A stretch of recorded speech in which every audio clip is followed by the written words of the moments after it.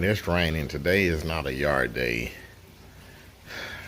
Hopefully everybody prepared for this rain.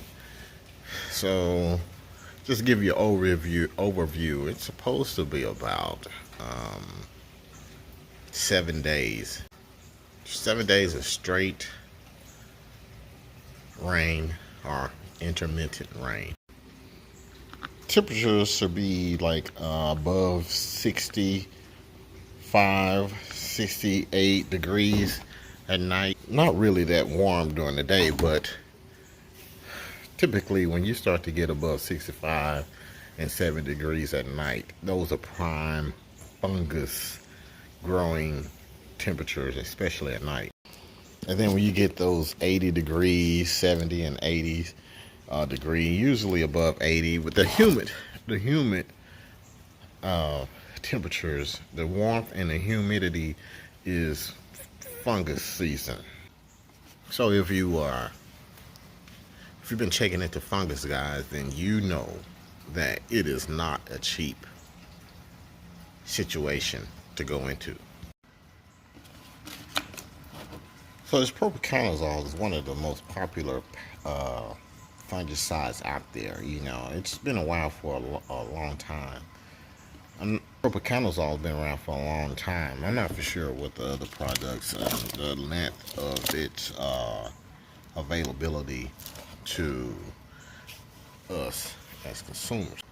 I do know that this azoxystrobin patent ran out in 2014, and now people are able to make their own version of it and do whatever they changes they want to it to sell their own products. Now, keep it all real. This fungus situation is a very expensive application to make, and I know that most homeowners will go down to Home Depot and get something like Disease X or whatever. But more serious people are wanting something like a more control.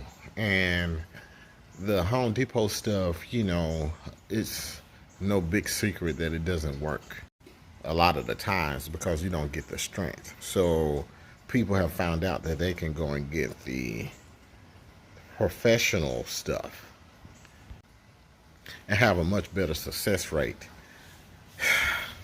But the flip side to this is it's expensive. It's very expensive even if I use Home Depot brand, who's usually caters to about 5,000 square feet, maybe 10, because that's the average lot size. And you're trying to cover an acre or more. That's very expensive. So now that we know the information out there available to obtain all of these professional products, we find that it's expensive as hell to get. So one of the ways around that is you got to go in. These products here were they were all up under patent at one time, which you can Google patent and understand the patent. So you just couldn't get it anywhere. But now other companies are able to reproduce it and sell it. And to give you an example, you have to make sure that you are reading these labels and get the exact formulation as the original product, like this azoxystrobin. This is not azoxystrobin, but this is the brand that it is. But the chemical inside is the exact same chemical and ingredients as the azoxystrobin. It's just that it's going up under a different name. It is what it is. And that is done throughout the industry all over the place. But the price difference is astronomical. Now this product here, you know, super cheap compared to other, the original name of the product. If you go on a place like domyown.com, you'll find out that a gallon of azoxystrobin will run you around $1,500. That was so disheartening when I saw how much this stuff costs, and I was wondering, I got an acre of fescue, how can I do this cheaply? The best that I come up with is finding out the generic brands of these products, these chemicals. There's a huge difference. I'm not telling you to go and do this. Always follow your label and recommendations and use the labels according, use the product according to its label. You got to understand the usage of whatever you're buying. This is azoxystrobin, you know, it's a wide range of uses. I'm using it for turf, so my application will be at the turf rating, not at the rating for ornamental plants. The big difference is I could pay $200 for this exact same product, or $1,500 for this under the name brand, using it for turf. Like I said, do your own due diligence on this stuff. And we all know about or you should know, and if you don't know, I'm telling you, when doing fungicides,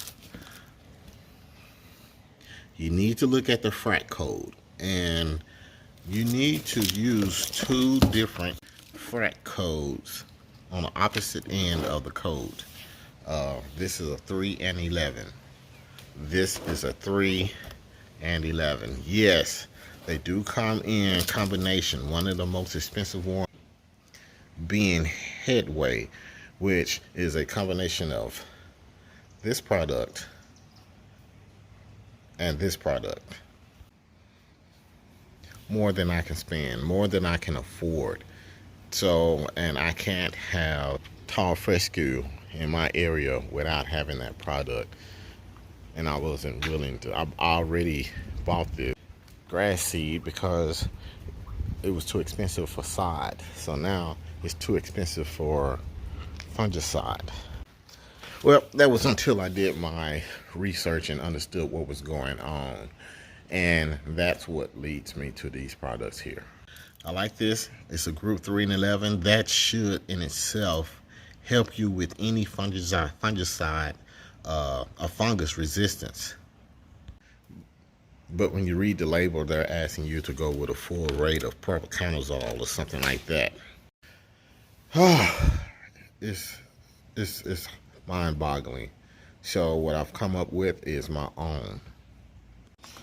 So I'll start off with a good surfactant, and they're not saying that this is the best surfactant, but it is a surfactant nevertheless. I use that.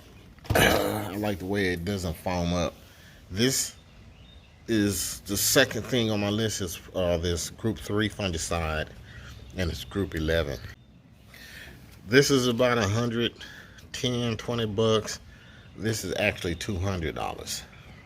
This goes a whole lot further. I mean, only needing a couple ounces for you know, a lot of square footage like I have. This needs about 1,000. It needs about a 1 ounce per 1,000 square feet versus this one probably like a 1/4 ounce per 1,000 square feet. So what I use is half the preventative rate on this one and half the preventative rate on that one. So basically this is 1 ounce per 1,000. I use half an ounce per 1,000, and this 1/4 per 1,000, and I use like an 1/8 per 1,000. In a nutshell, I have to go, but don't quote me. I have to read the labels all over again. But you get my point. So that is my fungicide equipment, my fungicide resistance and application rates. So those are just, this is, like I said, this is a generic brand of azoxystrobin, super cheap, and this is an old group 3 fungicide. You put those two together and you can have a pretty good fungicide resistant and a good control of fungus. It'll save you a tremendous amount over something like Disease X and over the counter azoxystrobin, or Headway. So guys, read your labels. This video is to most people won't have an issue like I have, which is a considerable amount of property to try to take care of. They did have the homeowner in mind when they brought this thing to the market, but the majority of homeowners residential property is not going to be 2 acres, 3 acres, where you're going to have this situation where I have. So I just found a way around it, and this is probably geared towards just people who with large lawns who have to deal with this stuff.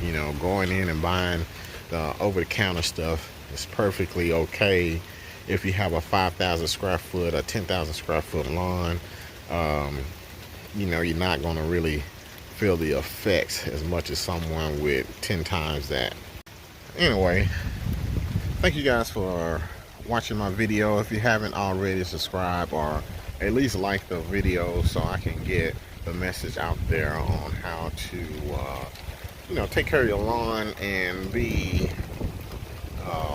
frugal about it, without wasting your money on a lot of wasteless products. That's my biggest deal. I spent a lot of time and money on listening to the hype before I found out the truth.